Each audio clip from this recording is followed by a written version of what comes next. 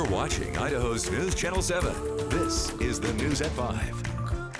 Welcome to the Saturday Evening News, and thanks for joining us. I'm Abby Wilt. After a multi-hour standoff in Wilder Friday, one man has been taken into custody on multiple outstanding warrants. The Canyon County Sheriff's Office says Sergio Marina Herrera from Wilder was found in the crawl space on a home on Fargo Road in Wilder. The Sheriff's Office says he had outstanding warrants for felony aggravated assault and witness intimidation and misdemeanor warrants for battery. Deputies entered the residence to look for Herrera, and Herrera ran. Witnesses nearby say they saw Herrera with a firearm earlier in the day. The Sheriff's Office and the SWAT team entered the residence, found Herrera, and took him into custody. He will be arraigned Monday at 1:30 at the Canyon County Courthouse. Let's turn to weather now with Audrielle Tackett. Audrielle, I know it is Small Business Saturday, lots of people out and about shopping. What is the weather like for them out there? Abby, it is frigid outside today. Despite the sunshine that we've seen throughout the day and the partially blue skies, it was a little bit misleading because even the slightest breeze out there was making it feel that much colder. So if you're headed out for Small Business Saturday or just have plans to go out and about on your Saturday night, you are going to want to wear the layers. 43 degrees right now in Boise, winds only 9 miles per hour. But as I said, the slightest breeze is making it feel that much cooler out there. You're definitely going to want the coats, the layers, but also scarves and even probably beanies if you're heading outside, because it feels much cooler than it actually is, specifically in the Treasure and the Magic Valley. You can see Treasure Valley across the board in the low 40s, but if we look at our current wind chill temperatures, it feels like it's in the 30s for most spots in the Treasure Valley right now. So Boise feels like 38 degrees, even though it's in the 40s. That's only 6 degrees up from that freezing spot at 32 degrees. Magic Valley right now feels as if it's already down into the 20s, feels sub-freezing at this point. Those winds and that breeze is going to continue through the end of the weekend. We also have a system coming in tonight, which could bring us a surprise. I'll let you know in my full forecast. One person is in the hospital after a crash involving a car and a pedestrian. Last night, Boise police responded to a crash near Broadway and Boise Avenues. The pedestrian was taken to a hospital with non-life-threatening injuries. The crash is still under investigation, and we'll keep you updated with more information as we get it. Idaho State Police is looking for anyone who witnessed Tuesday's crash on I-84 that killed a 7-year-old boy from Meridian. Around 3:30 p.m. on Tuesday, ISP troopers responded to a 2-vehicle crash on the westbound interstate at milepost 40 in Nampa. This is video that you're seeing now from the freeway where the crash caused hours of delays. Idaho State Police say a 31-year-old Meridian man was driving a GMC Sierra when he rear-ended a 21-year-old Nampa man in a Ford box truck with one passenger inside. Several kids were inside the GMC, including Graham Summers. That's the little boy who died in the crash. The victim's family set up GoFundMes to support the medical costs of the rest of the family in the car, as well as to cover funeral costs for Graham. You can find those on our website, KTVB.com. State police are asking anyone with information or video of the crash to contact them at 208-846-7500. Well, today is Small Business Saturday. It's a nationwide effort encouraging consumers to support locally owned shops and services. Roughly 96% of businesses in downtown Boise are locally owned. The Downtown Boise Association says the City of Trees holds the largest concentration of independent businesses in the state. Some top deals are happening at the Art Source Gallery, Banana Inc., The Flicks, and Record Exchange. Also the House of Wine, just to name a few. We'll have a full guide of stores that you can pop into today on our website at ktvb.com. Across the country, hundreds of people are going out to shop local for Small Business Saturday. One business owner in Connecticut called today the Super Bowl of shopping for small businesses. Another business owner in New Jersey says her shop opened early today for breakfast and early bird deals. Organizers of the day's efforts say studies have shown that for every $100 spent at local businesses, $70 stays in the community to support local workers and services. It's huge. It's a kickoff to the whole season, really. Like, we really count on it. You can buy anything we sell pretty much online. That's not what they're here for. They're here for a sense of place. They're here to be able to touch and pick things up, and they're here for us. Small Business Saturday was started by American Express in 2010 to help motivate consumers to shop local. Well, if you're still traveling this weekend for the holidays, some storms might be hindering your travel plans. From heavy amounts of snow to an airspace recall, we'll tell you what you need to know before heading to the airport. Plus, the Broncos pulled off a win last night against Utah State. Our sports team will be here later in the show with what happened last night. It was a nail-biter of a game. We'll tell you about it.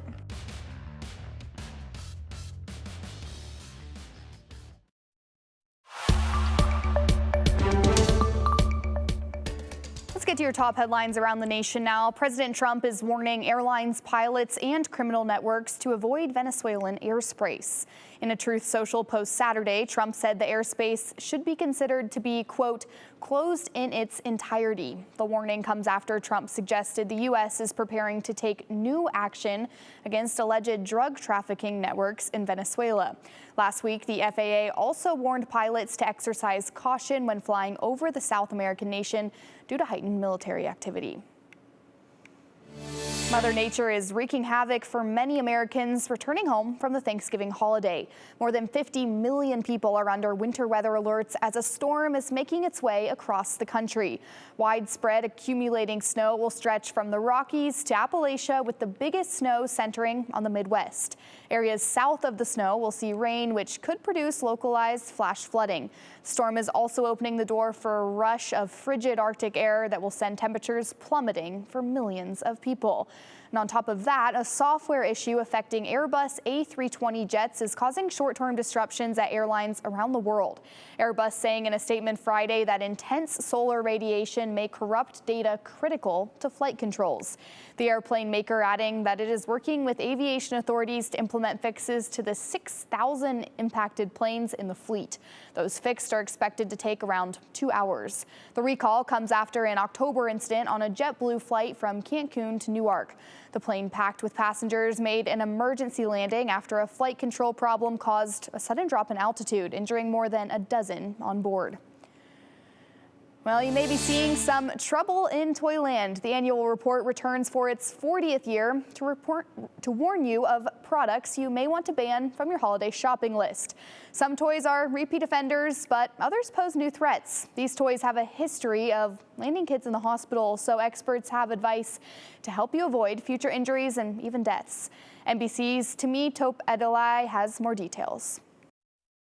Experts say these are the toys you may want to avoid this holiday season. So these high-powered magnets here, marketed as fidget toys, they're super fun to play with, but can have serious consequences when ingested. The Rhode Island Public Interest Research Group Education Fund and Hasbro's Children's Hospital are out with the 40th annual Trouble in Toyland report. They discuss the dangers of water beads that can enlarge in the body if swallowed, Gel 2 Gemix jewelry kit with toxins, button batteries, and other toys. I hope the goal here is not to scare parents, but really to empower you with knowledge about what is potentially dangerous for your child, how to figure out what in your home is dangerous, and what to look out for when you're purchasing toys so that you're only bringing safe things into your household. But the newest concern was this teddy bear, Kuma, an AI toy with an embedded chatbot. One thing that we found that was really disturbing was that Kuma teddy bear would talk about sexually explicit content with our researchers that obviously is not appropriate for children. But their research yielded some helpful results. These toys really aren't tested well enough. And even after our national release of the report last week, Folo Toy, the makers of Kuma Bear, agreed to pull all of their AI products off the shelves and conduct an internal audit of how they're using their AI. Experts say when shopping, you should look at reviews for toys before purchase. Avoid buying toys from resale sites like Marketplace. And make sure that you are, at the very minimum, buying toys that are appropriate for your child's age range. The other thing is looking at the packaging to make sure that it says things like non-toxic, BPA-free, phthalate-free. A lot of these reputable toys will indicate that these things are safe and non-toxic. Still to come on the Saturday Evening News, we will have your full forecast. We're looking at the Grove now. Looks like a lot of people are out and about for Small Business Saturday. We'll let you know what the weather's going to be if you're planning to still head out there this evening. We'll be right back.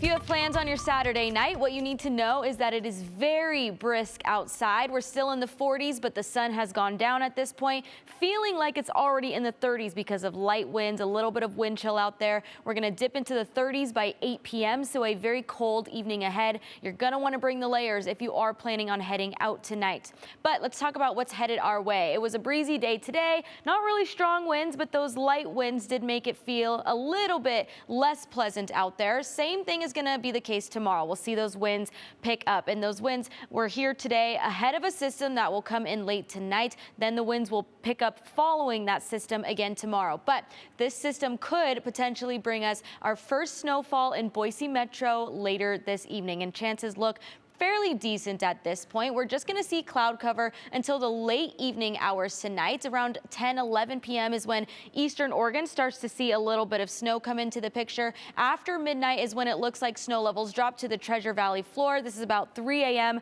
Sunday morning, so likely when everyone's sleeping is when that snow will be falling and hitting the ground. Not expecting large amounts of snow, but maybe up to an inch at the most for spots in the Treasure Valley. Mountains could see maybe a couple inches in some of those mountain valleys, but for the most part, it looks like it passes the west central mountains, just kind of skirts through parts of southwestern Idaho. Magic Valley may see that snow last just a little bit longer. This is now tomorrow morning, just before 7 a.m. So if you're one of the earlier risers on Sunday, Mountain Home, Elmore County may still be seeing a few showers at that point. But by 10-11 a.m. or really early afternoon, you can see we clear out on Sunday, so not expecting to see snow throughout the day. As you can see, mountains are going to be mostly sunny tomorrow. The partially cloudy skies will linger in the Treasure Valley. Magic Valley then may see those snow flurries last a little bit longer, since it will take a little bit longer for the system to reach portions of south central Idaho. Now, our light winds and our cool, dry air could limit the amount of snowfall. So again, not expecting a lot of snow, and it may start to melt as soon as the sun comes out early tomorrow morning and as soon as our temperatures start climbing above the freezing point of 32 degrees.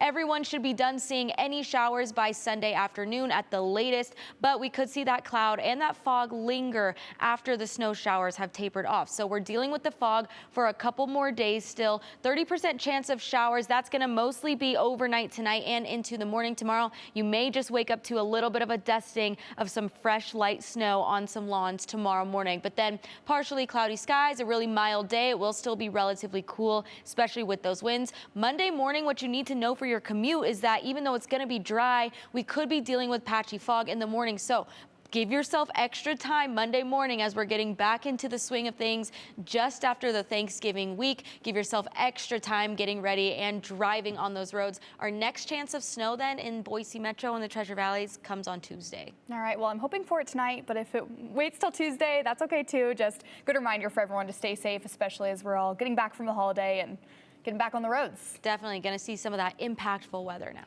Awesome. Thank you, Audie. Well, we do have some good news for our skiers and snowboarders. Bogus Basin celebrated its opening day today. The Easy Rider conveyor was open from 10 a.m. to 4 p.m., including access to the terrain park. You can see their opening there on your screen. Now, the retail shop, Bogus Creek Lodge, and rental shop also opened up. Bogus says thanks to new technology that kept snow frozen over the summer, they're the first to open this season in the Gem State. I bet they're hoping for a little bit more snow tonight and Tuesday as well. Well, Boise is also returning to the holiday spirit, and Holidays on the Grove is back. From now until December 20th, you can shop local, enjoy seasonal treats on the Grove. During weekends, there will also be live performances. Just tonight, starting now until 7 p.m., Santa and Mrs. Claus will also be at the Grove, meeting kids and getting their Christmas wish lists before heading back to the North Pole. You don't want to miss that. Well, coming up right after the break, yesterday's game kept Bronco Nation on their feet as the Broncos managed to pull the victory against Utah State. Our sports team will be back with what this game meant for the rest of the season.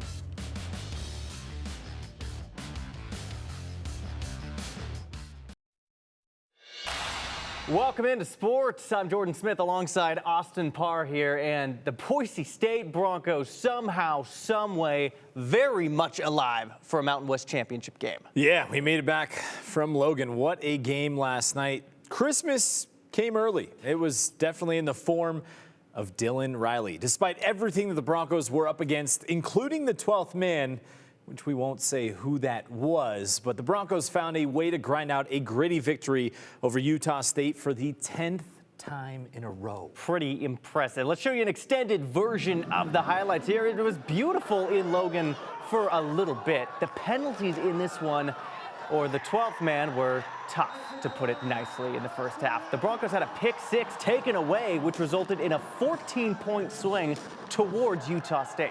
Yeah, and if it wasn't for the Broncos defense making plays without getting called for those egregious penalties, this one would have gotten away from them in a hurry until the most possible questionable targeting call I think I've ever seen in my life. But the problem was in the first half that they couldn't capitalize on the plays the defense was making, and then that targeting call happened, as you're going to see right here. Yeah, absolutely. And this is one of those ones. You see Max Steege towards the middle there. He lowers his helmet as he pushes the quarterback down there, and they said he led with the crown of his helmet, even though he led pushing the QB down to the ground there, and that took away Ty Benefield's interception, and the Aggies scored on the very next play. So a 7-point swing.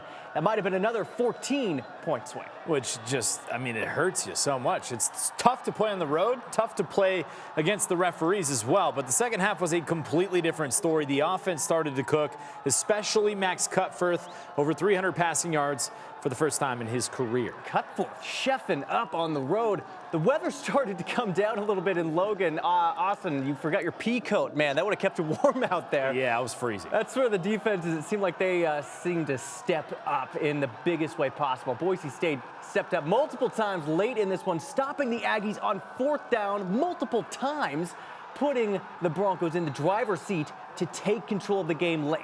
And that's what they did. Take control in the name of Dylan Riley. Over 1,000 yards on the season, and he goes over the century mark on what would be the game-sealing touchdown. Unbelievable late-game stuff in Logan. Absolutely. The Broncos defense, just a brick wall from there. They prevented the Aggies from getting into field goal range.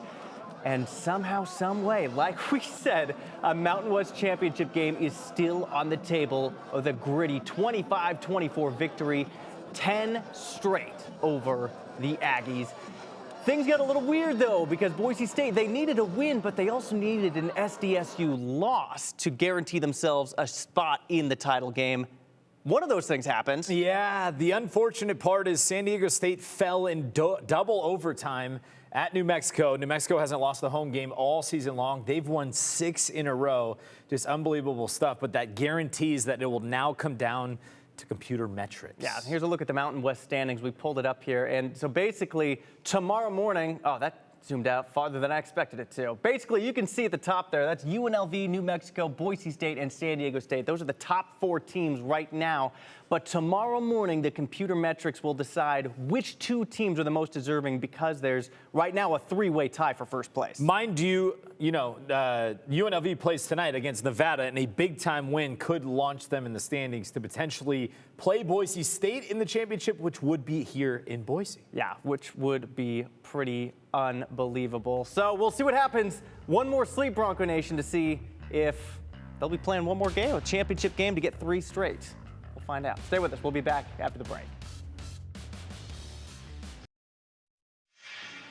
Just across the Idaho border sits the Treasure Valley Community College, and now they're partnering with Allied Health Professions Center to build a brand new building. That building will house the newly established nursing program, bringing more resources to our area. We'll bring you that full story coming up tonight on the news at 10. And it's time to get out there. The tree in the Grove Plaza outside the Festival of Trees is now lit. The Downtown Boise Association says the tree is 45 feet tall and has about 5,000 lights, all shining under a custom tree topper. Last night's event launched the annual Giving Tree program, benefiting the Women's and Children's Alliance. The tree will be up for the entire holiday season. Definitely time to get out there, look at the tree, enjoy all of the events that are happening on the Grove, at the Grove, for the rest of the holiday season. And this was what we were seeing last night, but today, just as busy with Small Business Saturday, so you have a few more hours to get out there for that. Well, thank you for joining us tonight on the news at 5. We'll be back here, right here on KTVB at 10. We'll see you soon. Continue with us and watch free now on the KTVB Plus app everywhere you stream.